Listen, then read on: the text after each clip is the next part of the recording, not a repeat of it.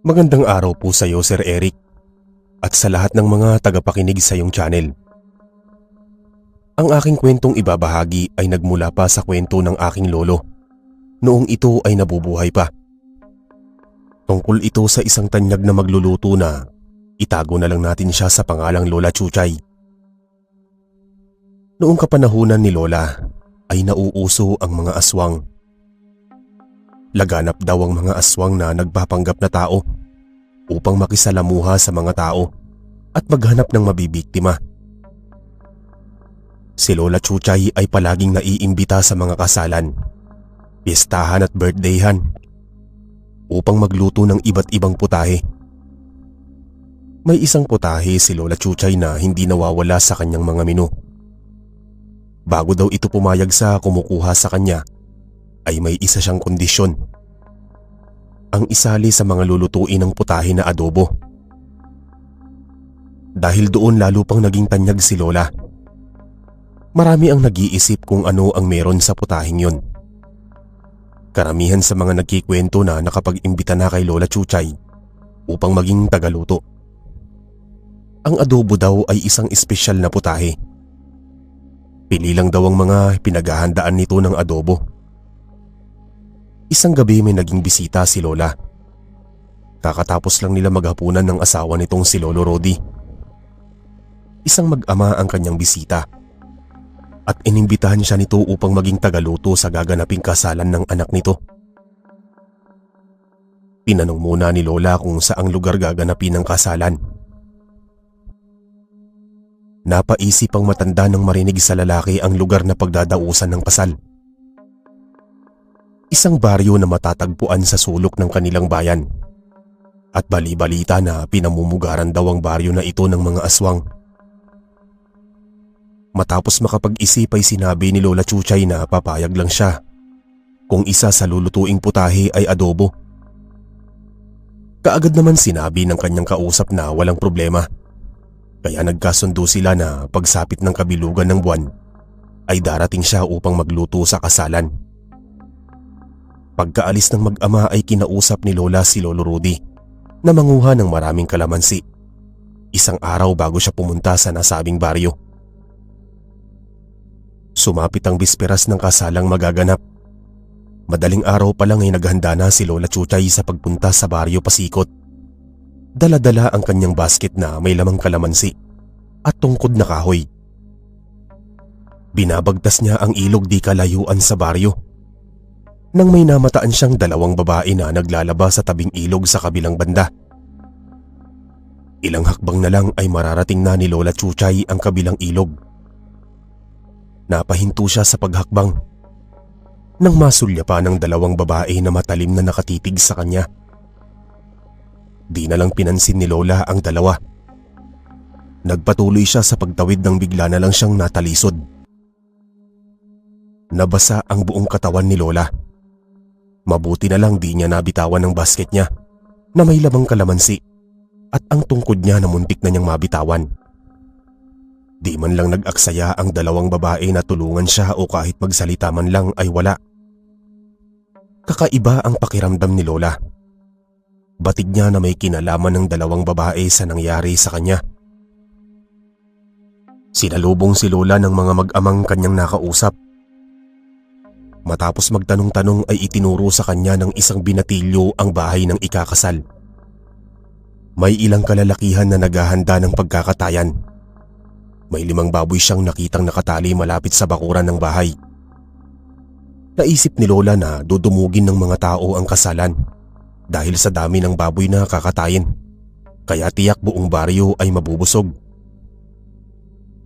Habang nakikipagkwentuhan si Lola sa mag-ama, ay may dumating na isang matandang babae. Sinalubong naman agad ito ng binatilyo na anak ng nag-imbita sa kanya. Habang papalapit sa kanya ang matanda ay kinakausap nito ang binatilyo. Panay tingin sa kanya marahil sinabi ng binatilyo na siya ang magiging kusinera. Nalaman ni Lola na ang matandang dumating ay lola ng lalaking mapapangasawa ng anak ng lalaking kausap niya. Lumalabas na ang anak ng kumuha sa kanya bilang kusinera ay babae. Ilang sandali pa may lumabas na isang maputing babae mula sa kusina ng bahay. Lumapit ito sa kanila at doon nalaman ni Lola na yun pala ang ikakasal. Magalang ang dalaga. Nagmano pa sa kanya. Subalit habang tinitignan ni Lola ang dalaga ay may kung anong napansin siya sa liig nito. Natatakpan lang ng makapal na buhok na parang may kalmot ito sa liig. Mag-aalas 2 pa lang ng hapon ay abala na si Lola sa pagluluto ng mga putahe. Marami naman tagahiwa kaya hindi masyadong nahirapan si Lola. Mag-aalas 7 nang matapos ng lutuin lahat ng putahe. At ang huling kanyang niluto ay ang adobo. Akmang papasok na si Lola Chuchay sa kusina ng bahay. Nasa labas kasi niluto ang mga putahe dahil mas malawak kumpara sa loob ng kusina. Nang may nalingunan siyang isang lalaking nakatayo sa may puno ng saging, ilang hakbang lang ang layo sa kanyang pinaglulutuan. Kahit pagod na ay masigla pa ring nagsasandok si Lola. Marami na siyang palihim na hiniwang kalamansi. Hanggang 3 kalalakihan ang pumasok sa kusina, kasabay ng ilang bisita. Kapansin-pansin ng pananahimik at kapormalan sa mga kilos nito. Nakaramdam ng kakaiba si Lola, kaya nagmamadali siyang sumandok ng adobo sa mangkok at siyang inihain sa 3 kalalakihan. Gutom na gutom ang mga tao. Kulang na lang ubusin ang mga kanyang mga sinandok sa mesa. May ilang bisita din ang nagdala ng supot upang paglagyan ng ulam. Sarap na sarap ang 3 kalalakihan sa adobo na inihain ni Lola. Pasimpleng nagmamasid lang si Lola Chuchay. Ilang sandali ang lumipas. Nagtatakbo na palabas sa kusina ang 3 kalalakihan. Nagkatinginan ng ibang bisitang kumakain. Hindi alam ng 3, sa halip na suka ay pinigang kalamansi ang inihalo ni Lola sa niluto nitong adobo. Mabilis na sinundan ni Lola ang 3 lalaki. Kitang-kita niya na nagduduwal ang mga ito sa likod ng kusina. Palihim na nagtago si Lola. Ilang sandali pa ay biglang nagbago ang anyo ng 3. Nagkaroon ng makakapal na balahibo ang mga ito sa muka at braso. Gusto pa sana makita ni Lola ang mga susunod pang pagbabago sa 3. Ngunit narinig niya ang papalapit na yabag, kaya nagkunwari siya na may kinukuha lang. Nalingunan pa niya ang sunod-sunod na pagtalon ng 3 aswang papunta sa kakahuyan. Adobo ang inihain ni Lola Chuchay. Kapag ramdam niya na aswang ang kakain sa mesa. Mag-aalauna ng gabi nang magpaalam si Lola sa ama ng ikakasal na matutulog muna siya. Masyado na siyang pagod sa maghapon at hanggang gabi sa pagluluto. Ilang oras lang ang itutulog niya dahil alas 5 ng umaga.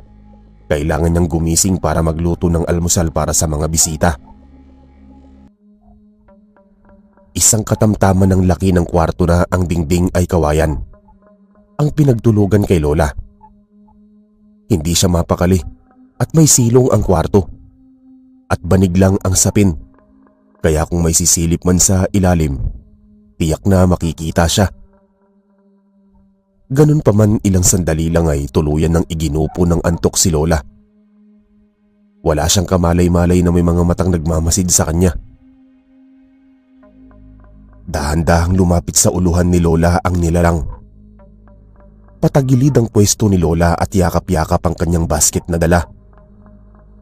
Di malaman ng nilalang na nakatunghay lang kay Lola kung iikot ba o mananatili sa kinauupuan. Dahan-dahan nang bumaba sa bandang leeg ni Lola ang kamay nito na may matutulis na kuko.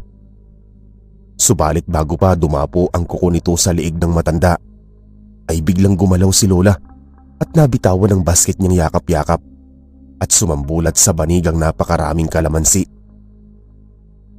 Parang napaso naman na tumalon palabas ng bintana ang nilalang at siya namang paggising ni Lola, nagulat pa ito nang makita na nakakalat ang kanyang mga kalamansi. Nakaramdam siya ng kaba nang makita na bukas ang bintana ng kwarto. Hindi na dinalaw ng antok si Lola kaya lumabas na siya ng kwarto at nagtungo sa kusina upang ihanda ang mga lulutuin para sa almusal. Marami pa ring tao na nag-iinuman sa bakuran ng bahay. Nagpapaninga siya ng apoy ng may babaeng lumapit sa kanya. May inabot na isang mangkok ng dinuguan. Bagong luto daw at pilit na pinatitikim kay Lola. Tinitigan ni Lola ang babae, saka inabot ang mangkok. Isinalin ni Lola ang laman ng mangkok at hinugasan ito. Nang lumingon siya para ibalik sa babae ang mangkok, bigla naman itong nawala. Tinignan ni Lola ang mangkok na puno ng bagong lutong dinuguan. May hinala siya sa babaeng nagbigay. Unang-una, bakit siya nito bibigyan? Gayong may niluto siyang isang kawang dinuguan. Mabilis na dinukot ni Lola ang kalamansi na nilagay niya sa kanyang bulsa. Hiniwa at pinigaan ang mangkok. Pigil hininga na nakatitig lang siya hanggang unti-unting nagbago ang laman ng dinuguan. Ang itim na lamang loob na halo nito ay naging daliri ng tao. Hinalo-halo pa ng mabuti ni Lola ang mangkok nang may lumutang na naman na kapirasong tenga ng tao. Tumakbo sa lababo si Lola at doon niya inilabas ang sama ng sikmura na nararamdaman niya. 6:00 ng umaga. Nakahanda na ang lahat. Nakita na niyang gising ang ina ng ikakasal. Lumapit ito sa kanya at nangamusta. Ngumiti lang si Lola. Tinatansya kung pwede ba niya itong pagkatiwalaan. Para namang nahulaan ng babae na may gusto siyang sabihin. Kaya naupo ito sa isang bangko malapit sa kanya. Nagulat na lang si Lola nang unahan na siya ng babae. Alam pala nito ang mga kakaibang nilalang na nakikisalamuha sa kanila. Malungkot na bumuntong hininga ang matanda. Ilang sandali pa ay para na itong naiiyak. Di na nakatiis, nagkwento na ito kay Lola. Hindi makapaniwala si Lola nang sabihin ng matanda na mga aswang ang lahi ng kanyang mamanugangin. Umiyak na ito ng tuluyan dahil maging ang anak nila na ikakasal ay nahawaan na rin. Wala silang nagawang mag-asawa at iba pa nilang anak. Makapangyarihan ng mga ito kaya nananahimik ng bulag-bulagan na lang sila alang-alang sa kanilang anak.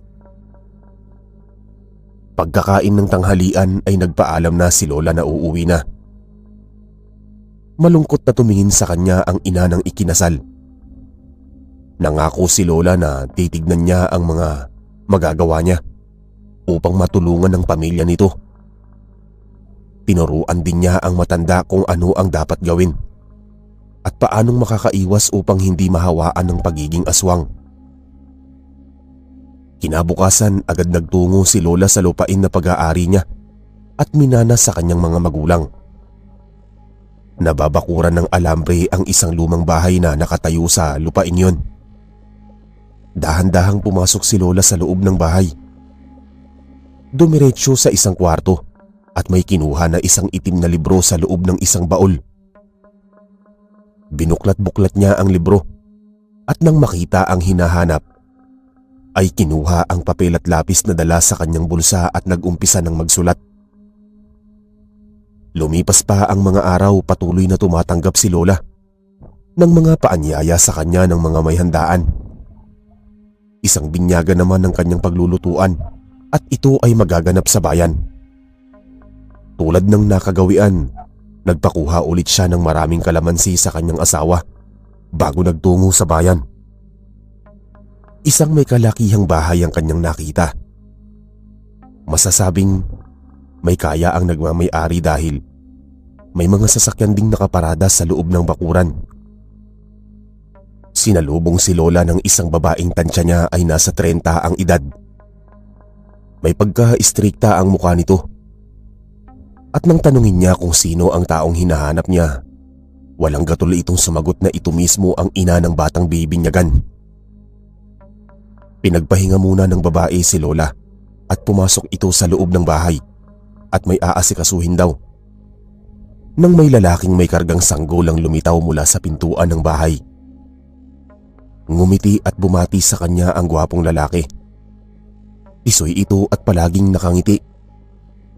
Mukhang mabait ito at nagpakilala na nga na siya ang ama ng batang karga nito at siya ring bibinyagan. Parang may mali sa lalaki. Hindi naman sa nanghuhusga. Napakalayo ng itsura ng lalaki sa babaeng kausap niya nang dumating siya. Magsasalita pa sana ang lalaki nang tawagin ito ng kanyang asawa. Saglit na nagmasid si Lola sa loob ng bahay. Natuon ang paningin niya sa malaking larawan na nakasabit sa dingding. Larawan ng isang babaeng may edad na subalit may suot itong kakaibang kwintas. May tumikhim sa likuran ni Lola, kaya napalingon siya. Nagulat siya nang makita ng personalang babaeng nasa larawan ay siyang nasa harapan na niya. Halatang mayaman ng babae kung ang pagbabasihan ay pananamit. Ang mga suot nitong alahas. Hinanap ng mga mata ni Lola ang kwintas nitong suot sa larawan ngunit ibang kwintas ang suot nito. Dahil kinabukasan pa ang binyagan, abala si Lola sa paghihiwa ng iba pang rekado. Samantalang dalawang babae naman ang naghihiwa ng mga karne sa labas ng kusina sa likod bahay. Nang matapos na sa kanyang ginagawa ay nagpresenta si Lola sa dalawang babae na tutulong na siya sa paghihiwa. Ngunit tumanggi ang dalawa. Napansin din ni Lola na parang tinatakpan ng mga ito ang mga karne ng mga nakatalikod ditong katawan.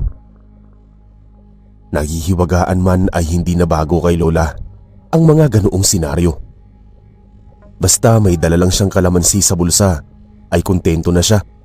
Dahil bukod sa pagiging magaling sa kusinera, ay walang masyadong nakakaalam na marunong din manggamot si Lola. Isa siyang magaling na albularya bago pa sila lumipat ng tirahan ng kanyang asawang si Lolo Rudy. May isang pangyayari lang na naging dahilan upang ihinto na niya ang panggagamot. Malungkot na nagbalik tanaw si Lola habang nakaupo at wala pa namang gagawin. 5 buwang buntis siya noon sa kanilang panganay na anak ni Lolo Rudy. Hindi naging hadlang ang pagdadalang tao niya upang ihinto ang pagiging albularya.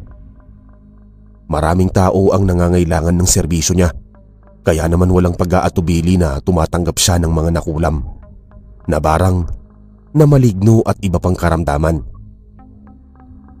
Isang araw, may naging pasyente siyang isang babaeng nagdadalang tao din. Ang edad ng babae ay hindi nalalayo sa edad niyang 28. Namimilipit ito sa sakit at umiiyak.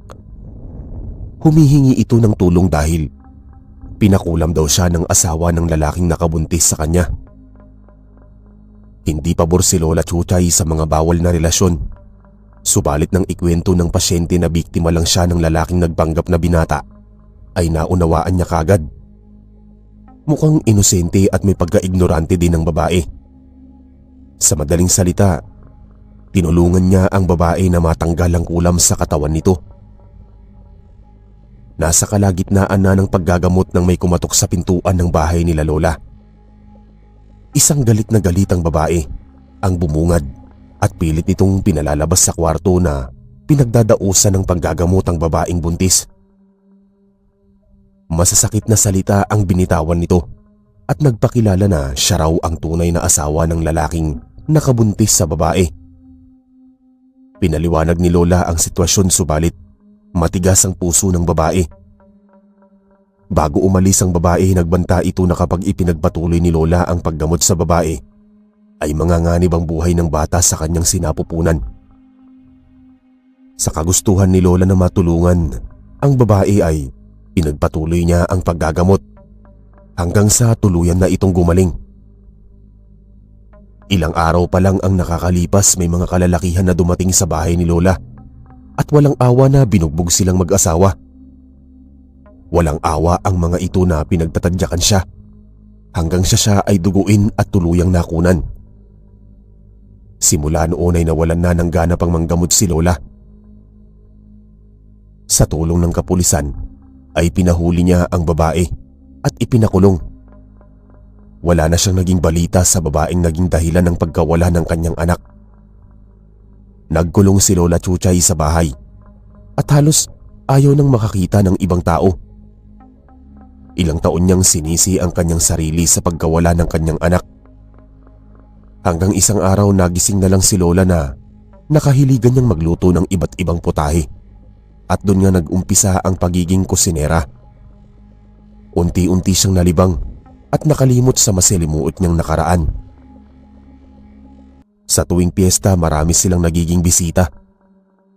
Pagkatapos matikman ng kanyang mga luto ay doon na siya unti-unting nakilala sa mundo ng pagluluto. Marami na ang nag-iimbita sa kanya bilang kusinera. At nang nabalitaan yun ng kanyang may katandaan ng lola, ay pinatawag siya nito.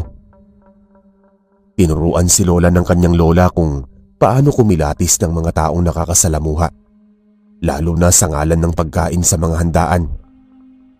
Ang lola niya ang nagturo tungkol sa kalamansi na ang pagbiga daw nito sa karne ang magiging susi kung tunay nga ba ang pagkaing nakahain o isang panlilin lang lamang ng mga nilalang na gustong makapangbiktima ng mga inosenteng tao. Ang mga nilalang na kung tawagin ay mga aswang, kaya magmula noon hindi nawawala ang kalamansi sa bulsaman o sa bag ni Lola. May tumapik kay Lola kaya bumalik ang isip niya sa kasalukuyan. Nilabas na ng mga babae ang mga hiniwang karne. Kaya hinugasan ng mabuti ni Lola bago isinalang sa apoy. At syempre huli niyang niluto ang kanyang paboritong putahing adobo. Bumalik sa kasalukuyan ang isipan ni Lola. Nagulat pa siya dahil nasa harapan na pala niya ang ina ng batang bibinyagan. Tinanong siya nito kung okay lang siya at agad naman tumango si Lola.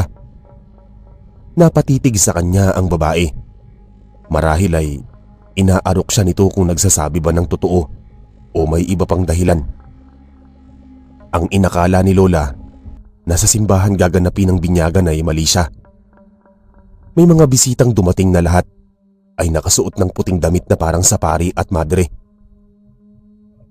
Nang lumabas si Lola sa malaking bakuran, nabigla siya dahil lahat ng nandoon ay nakaputi. Walang pari na dumating para magbinyag. May isang binatilyo na may hawak na tila tarpaulin ang pumagitna sa isang malaking mesa. Isang nakakatakot na ritual ang naganap. May isang kambing ang pinatay at mula sa kurtinang sinisilipan ni Lola Chuchay, kitang-kita niya na lahat ng naroon sa labas habang dinadaos ang binyagan ay may mga hawak itong baso na may lamang dugo na mula sa kambing. Sabay-sabay ang mga ito ng tunggain at sairin ng laman ng baso at halos masuka si Lola. Isang kulto ang pamilya ng pinaglutuan ni Lola. Nang matapos na ang seremonya ay niyaya na ng mag-asawa ang mga bisita na pumasok na sa kusina. Naglagay si Lola ng mga hiniwang kalamansi sa gitna ng mesa at nang makita ito ng mga bisita ay halatang nadismaya. Natataranta naman na pinagtatanggal ng babae ang kalamansi. Tinignan pa nito ng masama si Lola.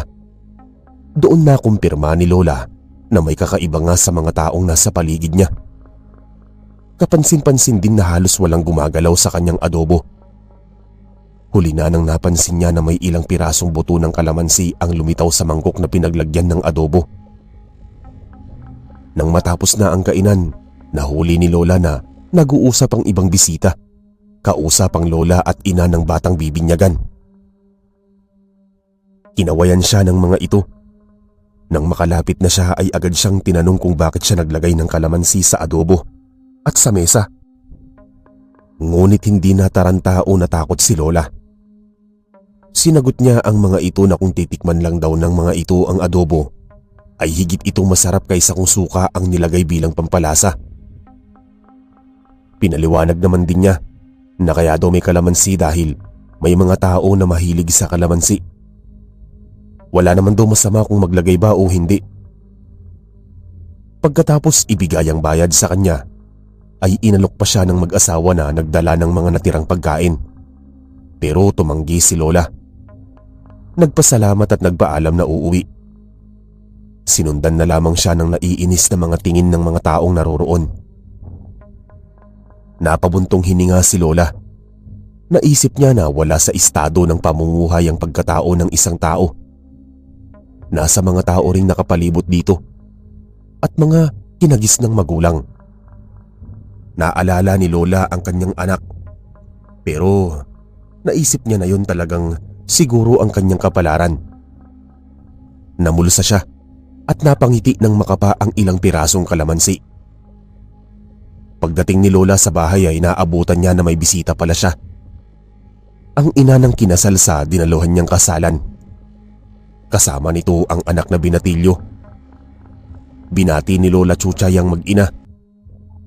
Di pa siya nakakaupo at umiyak na ito sa kanya, kaya batid niya na malaki nga ang problema nito. Ayon sa babaeng dumating, may hinala daw ito na isa ring aswang ang kanyang asawa. Na agad naman sinang-ayunan ng binatilyong kasama nito. Nakita daw ng mag-ina na kumakain ng manok na buhay ang asawa nito at walang awang sinabasib ang katawan ng manok. Kinausap ni Lola si Lolo Rudy. May mga pinakuha na mahahalagang halamang ugat sa bukid. Kung bago pa lang nanahawaan ng pagiging aswang, may pag-asa pa itong mabawi. Kailangan lang sundin ang kanyang mga sasabihin. Hindi nawala sa mga sangkapang kalamansi. May ritual muna na ginawa si Lola sa kalamansi bago inilagay sa pulang supot kasama ang iba pang sangkap. Pagkaalis ng mag-ina ay kinausap ni Lolo Rudy si Lola Chuchay. Pinahihinto na nito sa pagkukusinera ang asawa. Nagulat si Lola nang ikwento ni Lolo Rudy na may grupo ng kalalakihan na naghahanap sa kanya nang nagluto ito sa binyagan. Nakaramdam ng kaba si Lola Chuchay. Muli niyang naalala ang nakaraan. Naging palaisipan din sa kanya ang sinasabi ng kanyang asawa na grupo ng kalalakihan. Nang biglang may pumasok sa kanyang isipan, ang 3 lalaki na dumalo sa kasalan na pinaglulutuan niya. Baka yun ang mga dumating para balaan o gantihan siya. Naging alerto si Lola at sinabihan ng asawa na hindi dapat maging kampante. Magkatulong nilang binakuran ng matutulis na kawayan ng kanilang bahay bilang paghahanda dahil batid niya na babalik ang grupo. 3 malalaking basket ng kalamansi ang pinitas nila. Bawat sulok ng bahay ay sinabitan nila ng supot ng kalamansi. Sinamahan na rin ng bawang pangontra sa mga aswang. Lumipas ang mga araw, walang grupo na bumalik. Ganun pa man, palagi pa ring handa si Lola. Inaral na niyang muli ang mga Latinong salita na nakasulat sa itim na libro. Ngunit isang umaga ay humahangos na bumalik kaagad mula sa kanilang taniman si Lolo Rudy. Malungkot nitong ibinalita kay Lola na may nananadyang sumalbahe sa lahat ng tanim nilang kalamansi. Nanlumo si Lola dahil nasa panganib ang buhay nilang mag-asawa. Walang inaksayang sandali ang mag-asawa.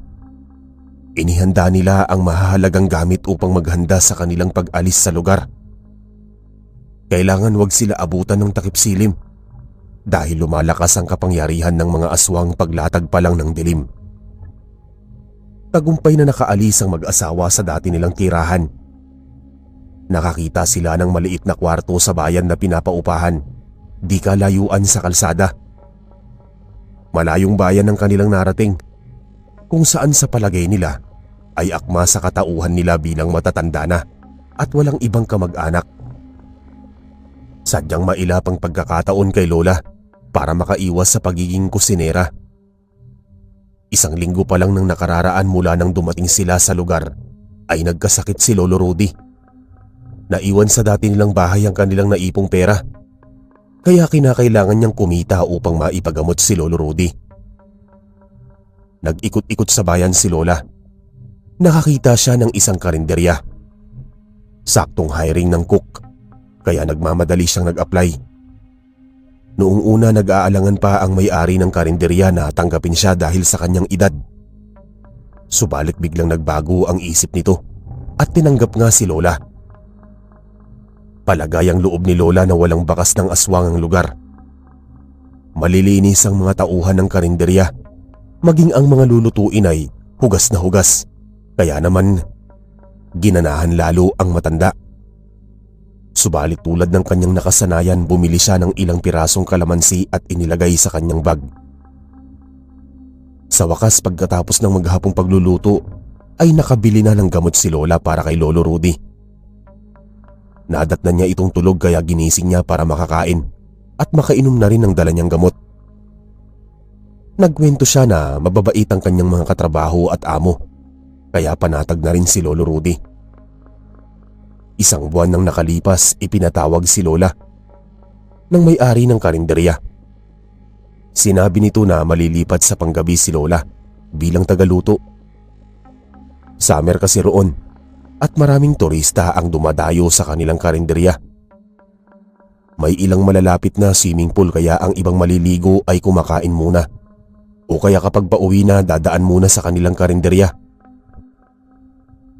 Alas 6 pa lang ng hapon ay nasa karinderya na si Lola Chuchay. Nagulat siya nang nakatingin sa lubungin siya ng may-ari ng karinderya. Ibinalita sa kanya ng among babae na imbitado daw si Lola Chuchay upang maging kusinera para sa kasal ng matalik nitong kaibigan. Malaki ang ibabayad sa kanya kaya napapayag agad si Lola. Bago pa maganap ang kasal ay naisipan ni Lola na magluto ng adobo. 2 kilong adobo upang dalhin sa ikakasal. Nahihiya siyang mag-request sa amo na sabihin sa ikakasal na kailangan may adobo sa lulutuing mga putahe. Siyempre tulad ng nakagawian, maraming kalamansi ang inihalo ni Lola Chuchay sa adobo. At sa kauna-unahang pagkakataon, di niya mawari ang sarili kung bakit gusto niyang alayan ng dasal o ritual ang adobo niya. Wala namang masamang mangyayari sa normal na taong makakakain nito, maliban na lang kung aswang ang titikim. Nagulat si Lola dahil ang inaasahan niyang kasalan ay bongga. Mayayaman ang tao sa bayan na yon, ngunit ang nadatnan niya ay isang bungalow na bahay na napapaligiran ng naggagandahang halaman na namumulaklak. Ang pinagtataka ni Lola, bakit walang mga tao sa bahay? Nagpatao po si Lola Magda ng ilang beses bago may lumabas na isang magandang babae. Mabilis ang tanong ang bungad ng babae sa kanya. Kahit nalilito ay sumabay na lang sa agos si Lola Chuchay. Hindi pala sa bahay na yun gaganapin ang kasal. Ang babae lang ang magdadala kay Lola Chuchay sa lugar na pagdarausan ng kasal. Pinakain muna ng babae si Lola. Hinainan ng masasarap na pagkain subalit iba ang kanyang pakiramdam. Mabuti na lang talaga biniyayaan siya ng ganoong klaseng kakayahan. Ang makaramdam ng kakaiba o babala kapag may aswang sa paligid. Matalino si Lola. Sa dami ng mga pagkaing nakahanda sa mesa, hindi niya tinikman ng karne. Pinapay at tubig lang upang hindi naman magtaka ang babae. Nagulat pa ito nang mapansin na tinapay lang ang may bawas sa mga nakahain sa mesa, na agad naman ipinaliwanag ni Lola na busog pa talaga siya. Inakala ni Lola na sa bayan mismo gaganapin ang kasalan. Subalit nagulat siya nang bumiyahe pa sila papuntang liblib na lugar. Sakay ng kulay pula nitong kotse. Maraming puno silang dinadaanan. Napatingin si Lola sa rearview mirror. Nahuli niyang nakatingin sa kanya ang babaeng driver. Sinabihan siya ng babae kung kinakabahan daw ba siya dahil malayo na ang kanilang biyahe. Sumagot naman si Lola kung saan ba talaga gaganapin ang kasal. Marami ng kabahayan siyang nakikita. Umusod papuntang bintana si Lola. Ibinaba ng babae ang bintana ng kotse kayang kitang-kita ni Lola ang labas. Na biglang nagdungawan sa kani-kanilang mga bintana ang mga tao. Lahing mga dumagat ang mga ito. Karamihan ay nakahubad ng baro. Kinabahan si Lola nang matatalim na tingin ang ipinukol sa kanya ng mga tao. At nang kanyang sulyapan sa salamin ng babae, nakangisi ito sa kanya na para bang sinasabi nito na wala na siyang magagawa pa. Inihanda ni Lola ang kanyang sarili. Ramdam niya ang panganib sa buong paligid. Hindi niya alam ang mangyayari sa oras na inihinto ang babae ang kotse. Nilinlang siya nito. Dahil maraming puno sa paligid, may kadiliman na ang lugar. Para siyang masarap na putahe na inihahain ngayon sa mga gutom na pusa. Nagsigawan ng mga kabataan na nasa labas at abala sa paglalaro nang makita ang kotse. Patuloy pa rin ito sa pagtakbo. Pabagal nga lang ng pabagal. Kung susuriin, kilalang kilala ng mga tao ang babae. Walang kamalay-malay ang babae na habang iniikot nito ang kotse ay abala rin siya sa taimtim na pagdarasal. Napag-aralan na niya ang mga nilalaman ng itim na libro na minana niya sa mga ninuno niya. Alam na niya ang kanyang gagawin sa mga ganong sitwasyon, lalo pa at buhay na niya ang nakataya. Nakahanda na rin ang adobo na nasa malaking garapon. Ibinuhos na niya ito sa dalang basket upang madali na ikalat kapag kinakailangan. Maging ang mga kalamansi niyang dala ay halos mapuno ang magkabilaan niyang bulsa. Maraming mga tao ang naghihintay sa kanya sa labas. Tumingin muna sa kanya ang babae, sa kadahan-dahang inihinto ang kotse. Nakatingin lang ang mga tao sa paligid. Hudyat na lang ng babae ang kulang upang sunggaban siya at pagpiestahan. Inutusan na siya ng babae na bumaba na. Kinakabahan man ay nanginginig ang mga tuhod na bumaba si Lola. Nangamoy ang adobo sa loob ng kotse. Nang sumingaw ang amoy nito mula sa sabaw na tumapon sa upuan, gulat na gulat ang babae. Pagkababa pa lang ni Lola, biglang nag-iba ang mga anyo ng bawat tao na nakita niya. Bata man o matanda, naging ganap na mga aswang. Bumaba ang mga babae at may kinausap na pinakamatandang aswang. Dinig na dinig ni Lola Chuchay ang usapan ng dalawa. Masaya ang matandang aswang at may nadala na naman ng babae sa kanilang pagkain, kapalit ng kaligtasan ng anak nito. Nahati ang nararamdamang galit ni Lola para sa babae. Kaya pala nito ginagawa ang maghatid ng bibiktimahin dahil bihag ng mga aswang ang anak nito. Sino ba naman ang isang ina para tumanggi? Dahil gagawin ng isang kahit pinakadelikadong bagay kung ang kapalit naman ay kaligtasan ng anak. Naalala na naman ni Lola ang nakaraan. Ang sana anak nila ni Lolo Rudy. Namatay ang anak niya dahil sa puot ng isang taong dapat ay di na dinamay pa ang kawawa niyang anak. Nakikita niya ang pagkakonsensya ng babae sa mukha nito. Hiniling ng babae na nais niyang makita man lang ang kanyang anak. Mula sa karamihan ng aswang na naroon, humawi bigla ang mga ito at binigyang daan ng isang dalagitang napakaganda. Kahawig ito ng kanyang ina. Namumutla na at payat ang dalagita. Tinitigan ng mabuti ni Lola ang dalagita na nakipagtitigan din sa kanya. Napaiyak si Lola at namuo ang puot at galit sa puso dahil marunong siyang tumingin sa pagkatao ng normal na tao sa aswang. Sumigaw si Lola at pinaalam sa babae na hindi na yon ang kanyang anak, na ginagamit lang ito upang masuplayan lang ng mga bibiktimahin ng mga aswang. Pareho lang silang ginagamit mag-ina ng mga aswang.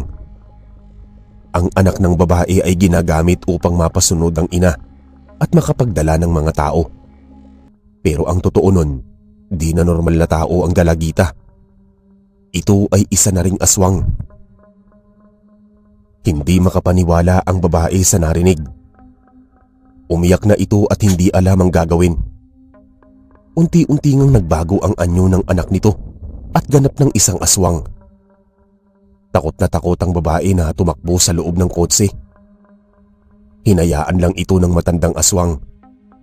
Alam ni Lola na tatapusin na rin ng mga ito ang buhay ng babae dahil nabuking na sila.